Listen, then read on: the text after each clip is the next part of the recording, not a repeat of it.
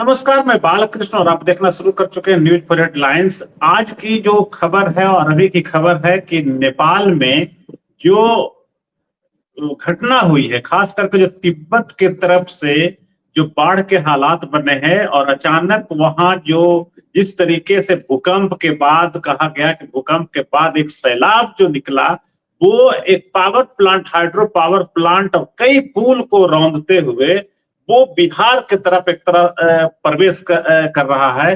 कोसी, गंडक और गंगा, ये तीनों का जो जल ग्रहण जो क्षेत्र है और उनके आसपास के जो इलाके हैं, वो खास करके बहुत ही भयावह स्थिति मतलब वहां हो सकती है। हालांकि बिहार की जो एनडीआरएफ और एसडीआरएफ की टीम है, मुख्यमंत्री सम्राट चौधरी विशेष निर्देश पर ये लोग अलर्ट हो गई है। और भारत जो की सरकार जो है, मोदी जी लगातार बालेन शाह से बात भी की है और भारत की तरफ से नेपाल को मदद करने की भी उन्होंने घोषणा कर दी है। यहाँ से खाद्य सामग्री जो प्रभावित क्षेत्र है वहां भेजी जा रही है। उसकी शुरुआत भी मोदी सरकार ने अपने अधिकारियों को करने के लिए कह दिया है। अमित शाह खुद जो है सम्राट चौधरी से बात किए हैं और उन्होंने कहा है कि जो वस्तु स्थिति, जो हालात हैं, खास करके जो गंडक के जो बैराज जो है वाल्मीकि नगर में, उस पे नजर बनाए रखे, अधिकारियों को तैनात करिए, वो कर दिया गया है।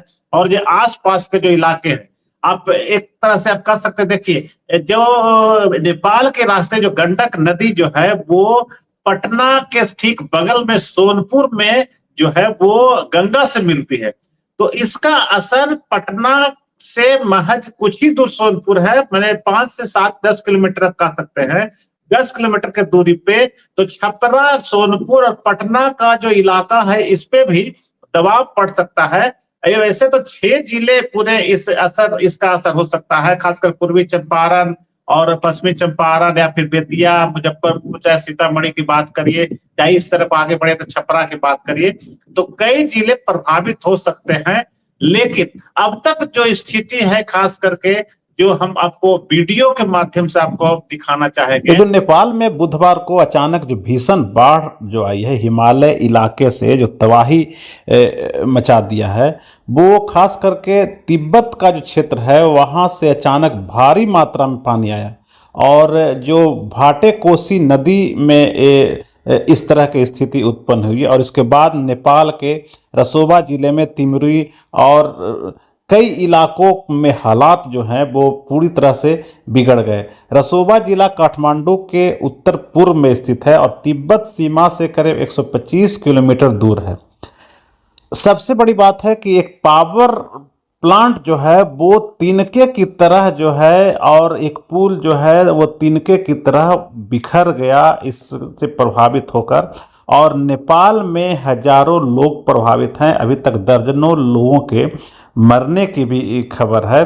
और सबसे दुर्भाग्य वाली बात यह है कि इसका असर सिर्फ नेपाल में नहीं है, इसका असर भारत में भी है और भारत में बिहार पे इसका असर है। बिहार की जो नदियां हैं, कोसी है, गंडक है और गंगा, इन तीनों पर असर है और तीनों के आसपास रहने वाले जो लोग हैं उनमें एक तरह से खौफ है। और आसपास के लोग, खास करके देखिए गंडक की अगर बात करें तो गंडक और गंगा का जो मिलन होता है वो सोनपुर के इलाके में होता है और पटना राजधानी बिहार की है, वहाँ से महज 10 से 12 किलोमीटर की दूरी पर ये मिलन होता है। तो पटना तक इसका असर होगा, छपरा के लोग भी इससे प्रभावित हो सकते हैं अगर कुछ हुआ तो। हालांकि बिहार की जो सरकार है और एनडीआरएफ और एसडीआरएफ की टीमें हैं जो हाई अलर्ट पे है।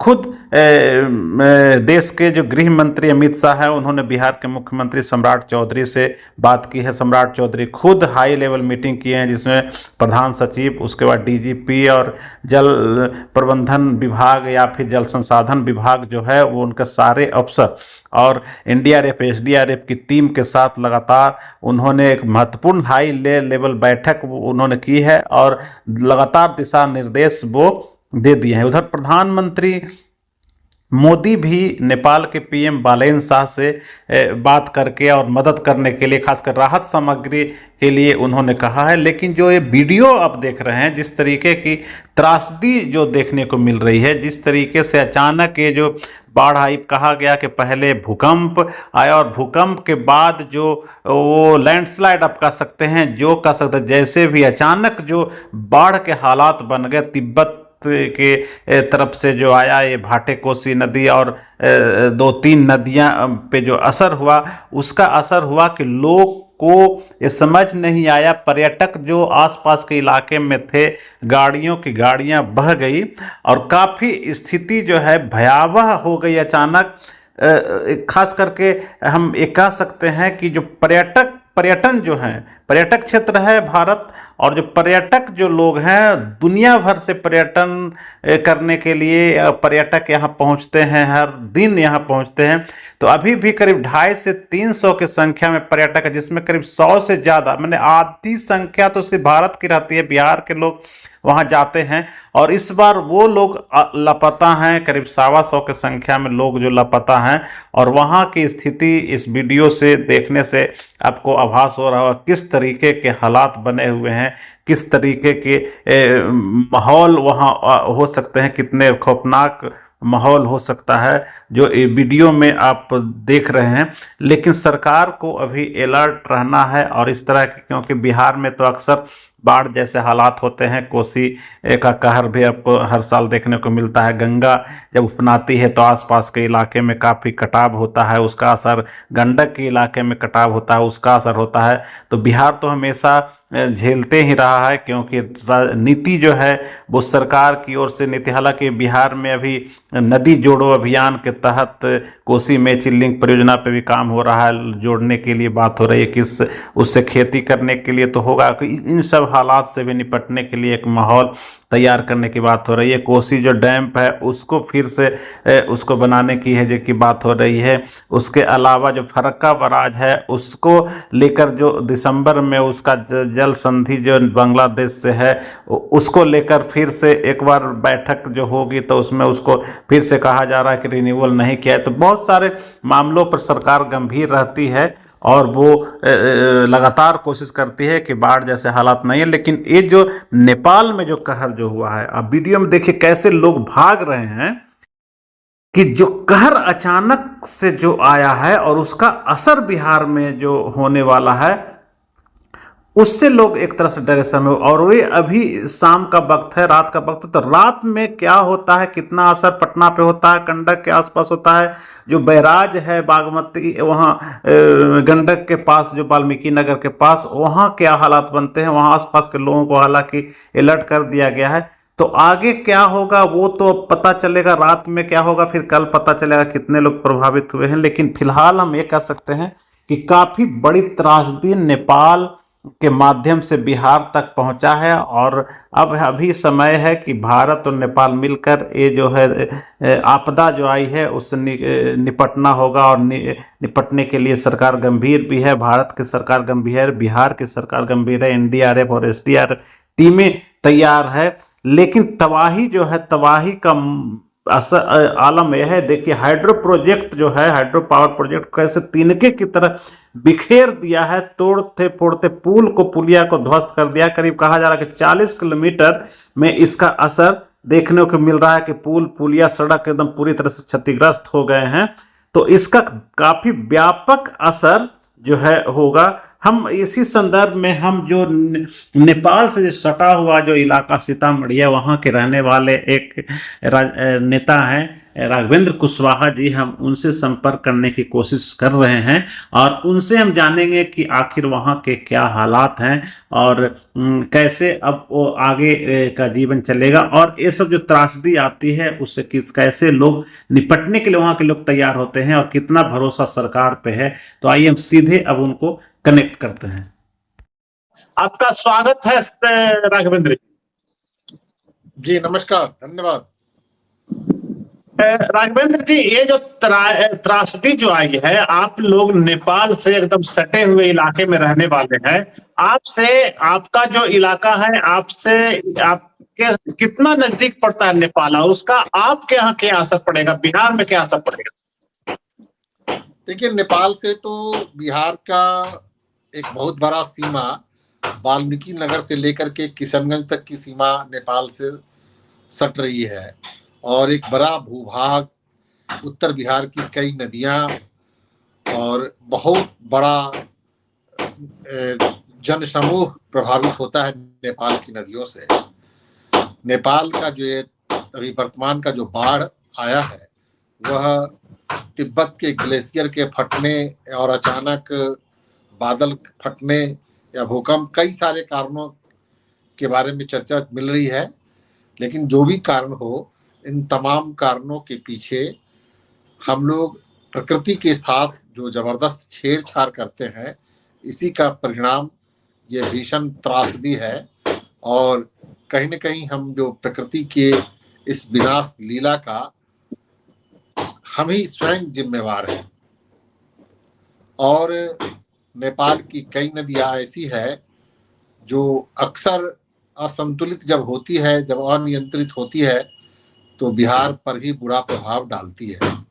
उसमें कोशी है, गंडक है, बागमती है, और भी अधवारा समूह है, कमला बलान है, और कई सारी नदियां हैं, महानंदा है। ये सब कई तरह की नदियां हैं जो कि नेपाल के कारण यहाँ भी बिहार में भी परेशानी होती है। अब दोनों जगह की सरकार भी इस मामले में संवेदनशील नहीं है, या कोई अभी तक मानव सभ्यता की शुरुआत से लेकर अभी तक इसका कोई मुकम्मल ठोस इंतजाम नहीं हो पाया है। यह भी एक दुख का विषय है।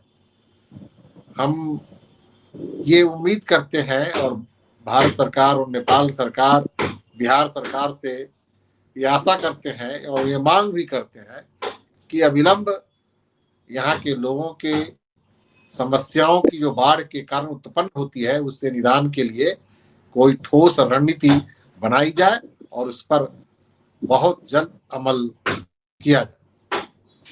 अच्छा रघुवेंद्र जी, हम ये जानना चाह रहे हैं कि जैसे नेपाल से जो आई तबाही, तो एक तो कोसी बराज है, तो कोसी से ज्यादा गंडक बराज पे लोग जो है, इस पे लोग नजर बनाए हुए हैं। सरकार का कहना है कि अगर गंडक बराज पे पानी अगर बढ़ती है तो उसका असर होगा, लेकिन पटना तक और वैशाली तक और छपरा तक जो गंगा का जो सटा हुआ जो इलाका है, यहाँ तक असर करने की जो बात कही जा रही है, तो क्या उसका पानी का बहाव, तेज बहाव के वजह से यहाँ इतना क्षति हो सकता है, आगे बढ़ सकते हैं लोग? कि जिस तरीके से देखें, एक हाइड्रो पावर प्लांट था, उसका एकदम इतना तेजी से, और एक लंबा पुल था, एकदम तेजी से बह गया, मतलब तिनके की तरह ढह गया।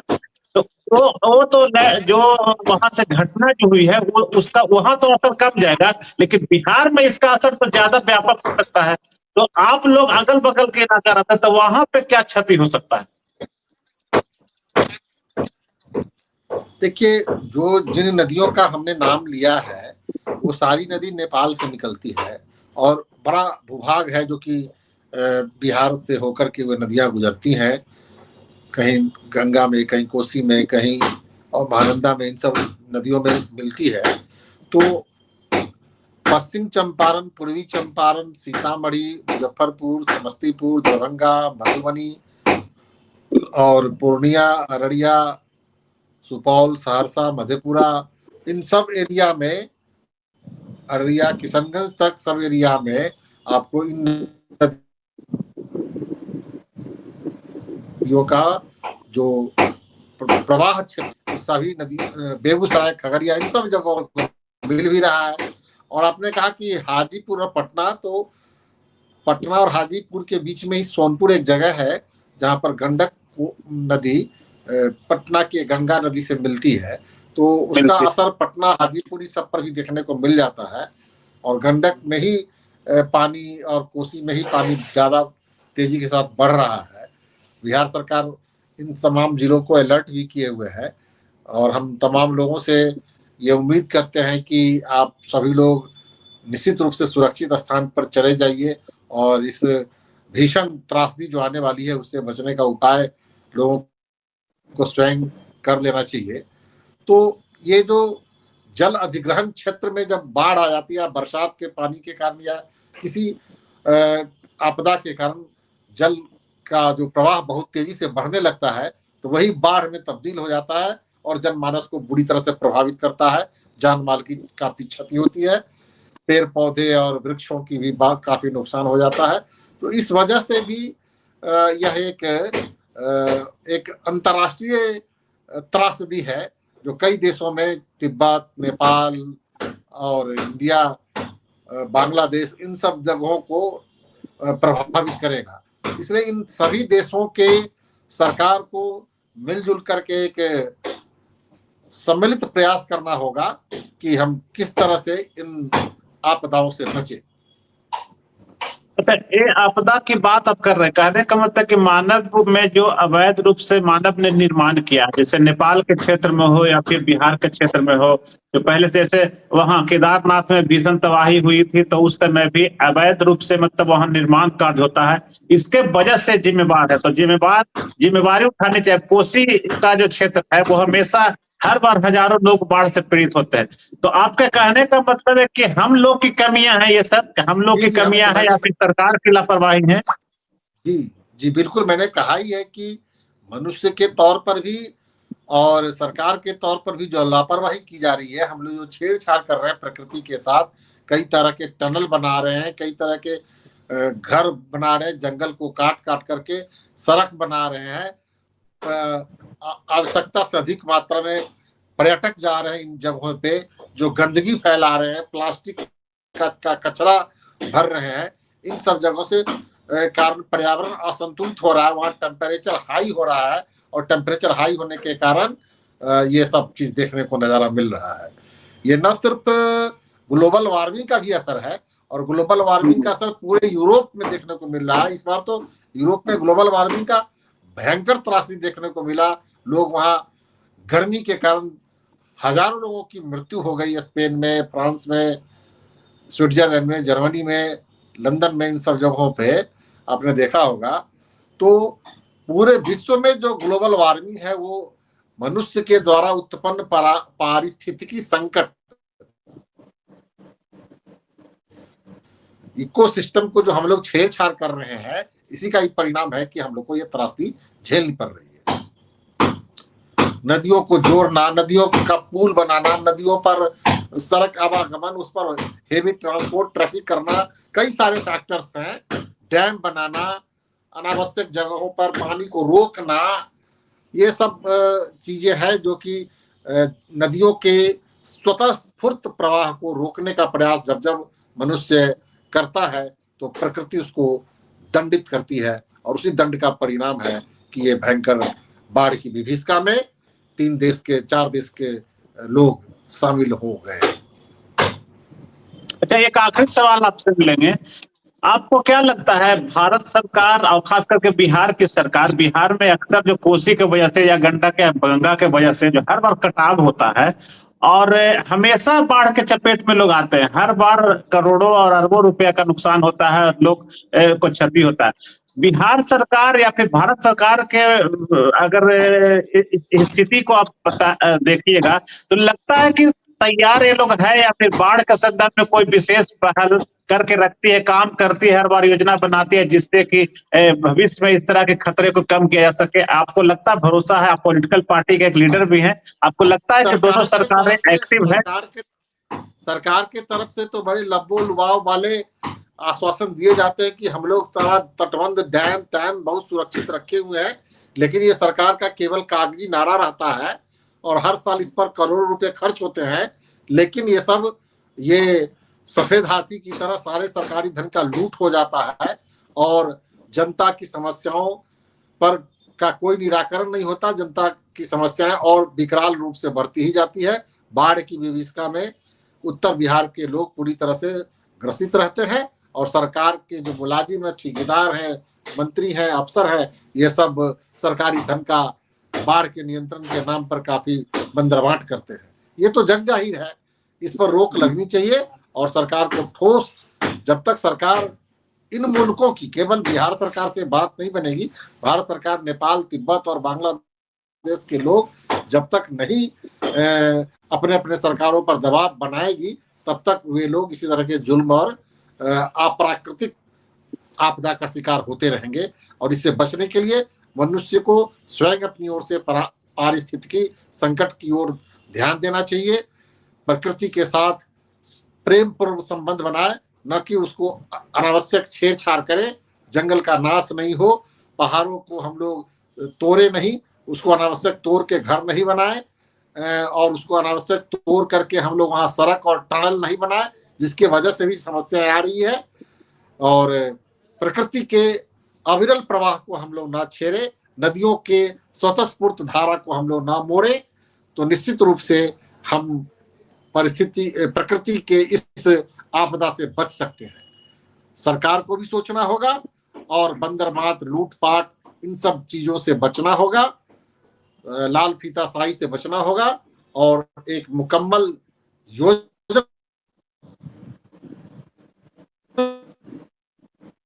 बनाकर। ठीक है, आपका बहुत बहुत धन्यवाद। फिलहाल हम इतना ही कहेंगे कि हम लोग की गलती का भी खामियाजा है जो कि लोगों को भुगतना पड़ता है, और यही वजह है कि आज जो बिहार के लोग भी, भारत के लोग भी गंगा में, चाहे कोसी में या कि गंडक पे जो असर हो रहा है नेपाल की वजह से, इसके लिए कहीं ना कहीं हम लोग सभी जिम्मेदार। आपका बहुत बहुत धन्यवाद जी। नमस्कार। नमस्कार।